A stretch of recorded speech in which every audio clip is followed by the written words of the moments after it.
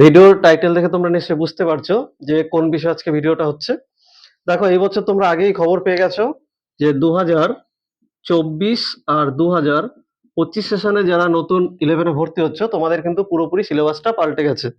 তো কিছুদিন আগে আমি একটা ভিডিও তৈরি করেছিলাম যে কি কি সিলেবাস পাল্টাচ্ছে এই বিষয়ে। সিলেবাসটা তো ডিটেলসে ছিল না, তো নোটিশে নতুন করে বোর্ডে যে নোটিশটা দিয়েছে সেই নোটিশের থেকে আমরা যেটা জানতে পেরেছি সেটাই তোমাদের কাছে আলোচনা করছি।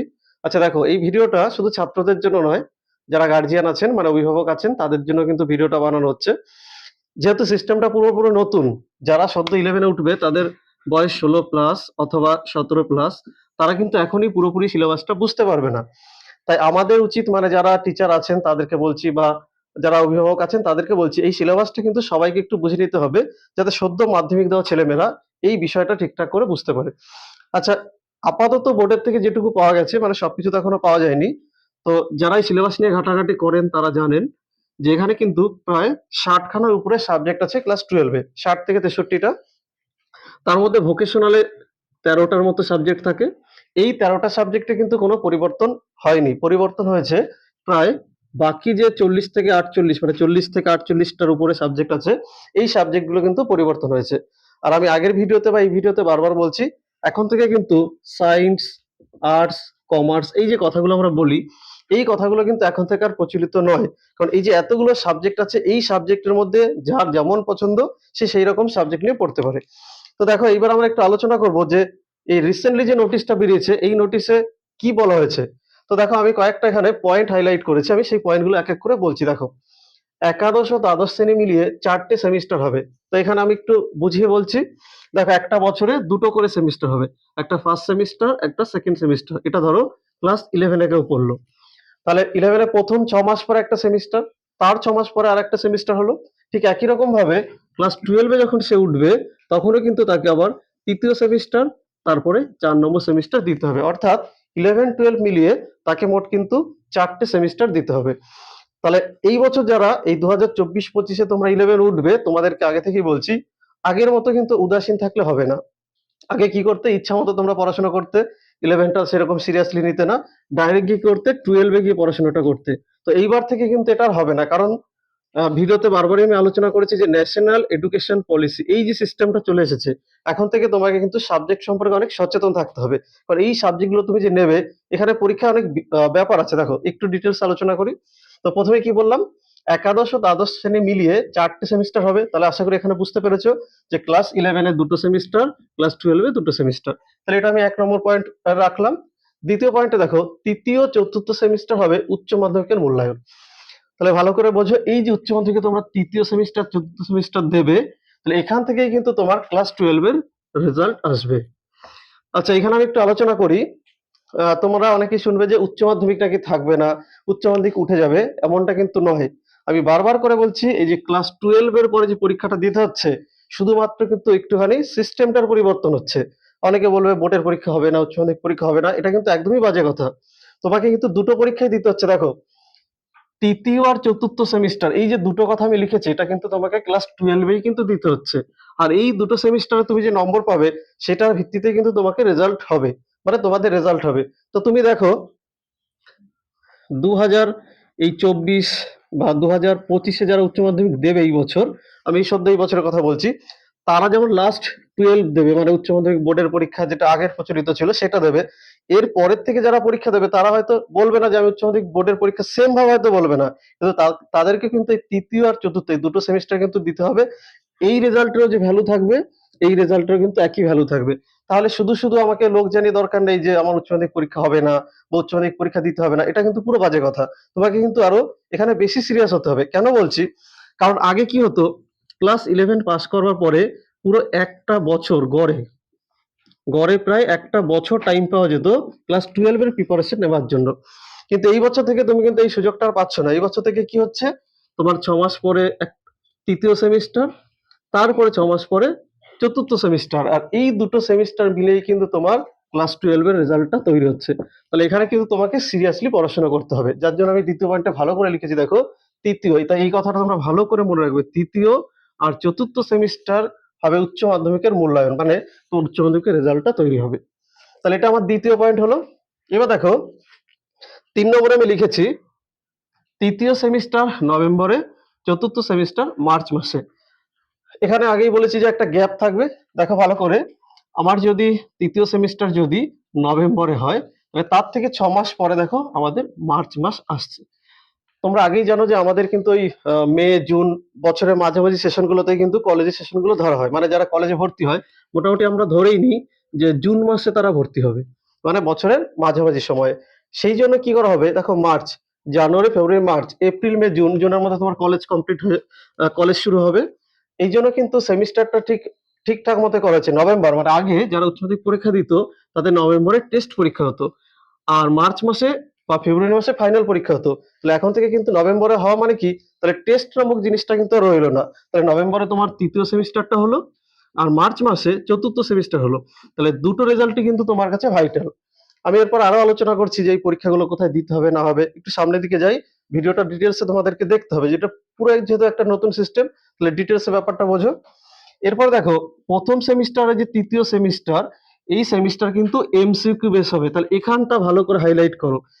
প্রথম সেমিস্টার আর এই যে তৃতীয় সেমিস্টার যেটা হবে, এটা কিন্তু পুরো এমসিকিউ হবে। এমসিকিউ মানে কেমন, তোমাদের বাড়িতে যদি দাদা দিদিরা থাকে তো তাদেরকে তুমি বলতে পারো, কি বলতে পারো, তারা জানো যে যে কম্পিটিটিভ লাইনে যে পরীক্ষাগুলো দেয় সেই পরীক্ষাগুলোতে ওএমআর সিট হয়, মানে এইরকম 4টে গোল থাকে, তার মধ্যে যে কোনো একটা যেটা উত্তর হবে সেটাকে এরকম গোল্লা পাকাতে হয়। এই টাইপের পরীক্ষা আবার এই টাইপের কোশ্চেন হওয়ার চান্স আছে।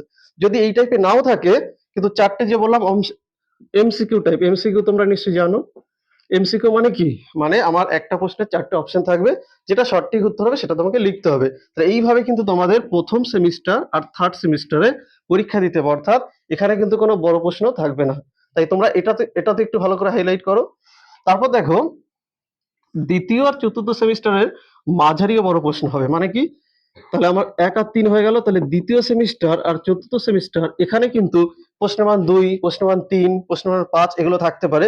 এখনো বোর্ড থেকে বলে দেয়নি প্রশ্ন প্যাটার্ন কেমন হবে, শুধু এইটুকু বলে দেওয়া আছে ফার্স্ট সেমিস্টার আর থার্ড সেমিস্টার এমসিকিউ বেস টাইপের হবে, আর দ্বিতীয় সেমিস্টার আর চতুর্থ সেমিস্টার বড় প্রশ্ন হবে। তাহলে এইগুলো একটু তোমরা ভালো করে দেখে নাও। এবার আমি একটু সামনের দিকে যাচ্ছি। দেখো তাহলে তোমাদের 5টা টপিকস আমি আগে আলোচনা করেছি। এবার দেখো 6 নম্বরে যেটা আছে, ল্যাবরেটরি নির্ভর বিষয় প্রতি সেমিস্টার হবে 35 নম্বর, মোট নম্বর 70, বাকি 30 নম্বর প্র্যাকটিক্যাল বা প্রজেক্ট ওয়ার্ক।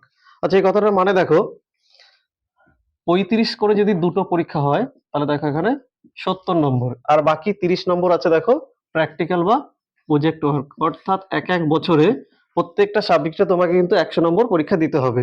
তাহলে এটা কোনটা বিষয় বলা হচ্ছে, ল্যাবরেটরি নির্ভর হলে। আর যদি ল্যাবরেটরি নির্ভর না হয়, তাহলে হিস্ট্রি নিয়ে পড়লো, তাহলে তাকে তো ল্যাবে যেতে হবে না, তখন কিন্তু তার পরীক্ষাটা হবে 40 করে সেমিস্টারে, 40 আর প্রজেক্টে থাকবে 20, টোটাল এইভাবে 100 নম্বর। এই দুটো একটু তফাৎটা বুঝে নাও। ল্যাব মানে বুঝতেই পারছো, যেগুলো ধরো কেমিস্ট্রি থাকে বা জিওগ্রাফি থাকে, এদের কি থাকে, ল্যাব থাকে। তো প্রত্যেকটা সেমিস্টারে 35 নম্বর করে পরীক্ষা দিতে হবে। ধরো এটা প্রথম সেমিস্টার, এটা দ্বিতীয় সেমিস্টার, তাহলে এই দুটো সেমিস্টারে 35 পরীক্ষা দিতে হবে। আর প্র্যাকটিক্যাল বা প্রজেক্ট ওয়ার্ক যেটা বলা হয় আর কি, সেটা 30। আর যেটা নর্মালি ধরো কেউ হিস্ট্রি নিয়ে হিস্ট্রি নিল, তাহলে ইতিহাসের ক্ষেত্রে কি হবে, প্রথম সেমিস্টার 40 নম্বর, দ্বিতীয় সেমিস্টার 40 নম্বর, আর 20 নম্বর থাকবে হচ্ছে তোমাদের প্রজেক্ট ওয়ার্কে। তাহলে টোটাল কত হলো, 100। এইভাবে কিন্তু এই দুটো মানে 5 নম্বর 6 নম্বর একটু ভালো করে দেখে নাও। ল্যাবরেটরি নির্ভর বিষয় না হলে প্রতি সেমিস্টারে 40 নম্বর, মোট 80, বাকি 20 প্রজেক্ট ওয়ার্ক করতে হবে। আশা করি এই দুটো বুঝতে পেরেছো। এরপরে দেখো, প্রথম আর তৃতীয় সেমিস্টার, আমি আগেই কি বলেছি, প্রথম সেমিস্টার আর তৃতীয় সেমিস্টার এই দুটো কিন্তু এমসিকিউ বেস হবে, আর দ্বিতীয় সেমিস্টার আর চতুর্থ সেমিস্টার বড় কোশ্চেন হবে, মানে এটা কিন্তু তোমাদের বড় প্রশ্ন থাকবে, অর্থাৎ 2 নম্বর থাকতে পারে, 4 নম্বর থাকতে পারে, 5 নম্বর থাকতে পারে। এটা নির্দিষ্ট করে কিছু বলে দেওয়া নেই, এটা পরে তোমাদেরকে বলে দেওয়া হবে।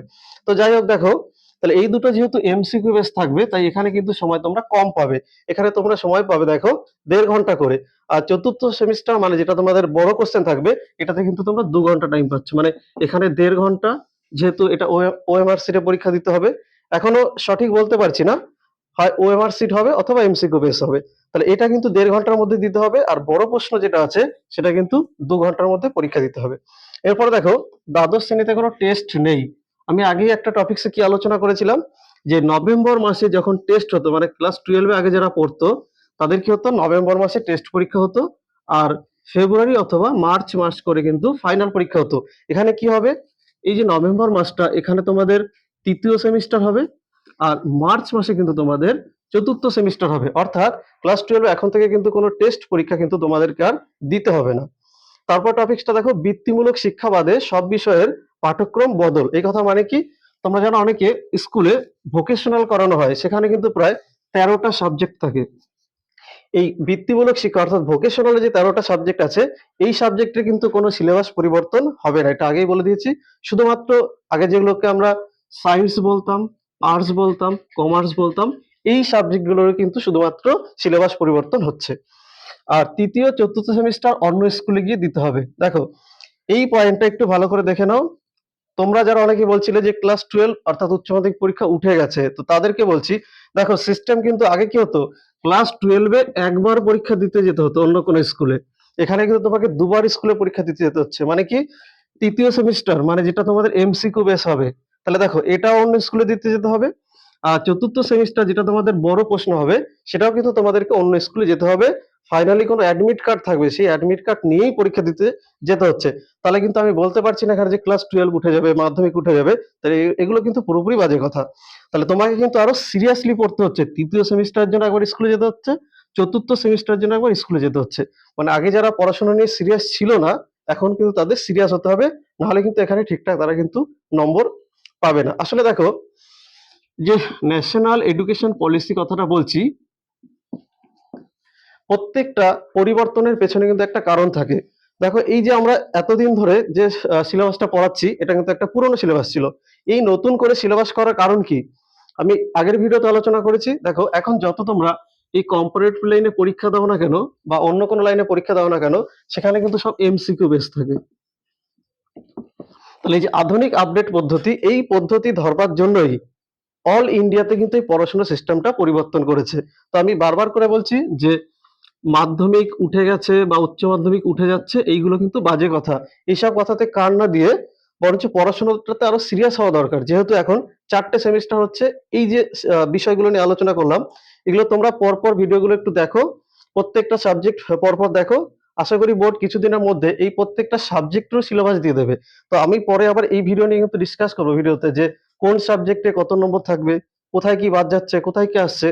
সাধারণ ওই বাংলা বা কিছু কিছু সাবজেক্টে কিন্তু অলরেডি দিয়ে দিয়েছে, যেহেতু সব সাবজেক্ট এখন দেয়নি, এই সব সাবজেক্ট কিন্তু এখনই আলোচনা করছি না। তো নেক্সট ভিডিওতে এই বিষয়ে আরো ডিটেলসে তোমাদের সাথে আলোচনা করব। ততক্ষণ এখানে আমি ভিডিওটা শেষ করলাম। দেখো আমি তোমাদেরকে কিন্তু টোটাল ভিডিওটা ডিসকাস করলাম, নতুন ক্লাস 11-12 যে সিলেবাসটা নতুন করে হচ্ছে ডিসকাস করলাম। তো দেখো এই ভিডিওটা আরো বড় হবে, সেটা আমি টোটালি কেন করিনি, ভিডিওটা অনেকটা লেন্দি হবে। তো তোমরা চ্যানেলের সঙ্গে যুক্ত থাকো, পরপর ভিডিওগুলো পেয়ে যাবে। আর যে ছাত্ররা ভিডিওগুলো দেখছো, তোমাদেরকে বলবো ভিডিওগুলো শুধু দেখলে হবে না, তোমরা লাইক করো, কমেন্ট করতে পারো, কোনো প্রশ্ন থাকলে সেটাও করতে পারো। আর যারা মাধ্যমিক উচ্চ মাধ্যমিক দিচ্ছ বা এডুকেশনের সঙ্গে যুক্ত আছে, তারা অবশ্যই চ্যানেলটা একটু সাবস্ক্রাইব করে রাখো, কারণ তোমাদের পরবর্তী সময় কিন্তু এটা লাগতে পারে। আমি চ্যানেলটা আরেকবার মনে করে দিচ্ছি, অল ইউনিট 9564832096। তোমরা নিজেরাও দেখো, আর অভিভাবকরা যদি আমার এই চ্যানেলটা দেখে থাকেন, তাদেরকেও বলবো তারাও লাইক করে রাখুন। আর যদি কোনো কোশ্চেন থাকে, তাহলে কিন্তু আপনারা যে নিচে কমেন্ট সেকশন আছে দেখবেন, ভিডিও চালানোর পর নিচে কমেন্ট সেকশন থাকে, সেখানে গিয়ে কমেন্ট করবেন। তাহলে আমার এই ভিডিওগুলো কিন্তু বানাতে ভালো লাগবে। আর যদি কিছু ঘাটতি থাকে সেটাও কমেন্টে জানাবেন, সেটা পরবর্তী ভিডিওতে আমরা পূরণ করবার চেষ্টা করব। থ্যাংক ইউ সকলকে।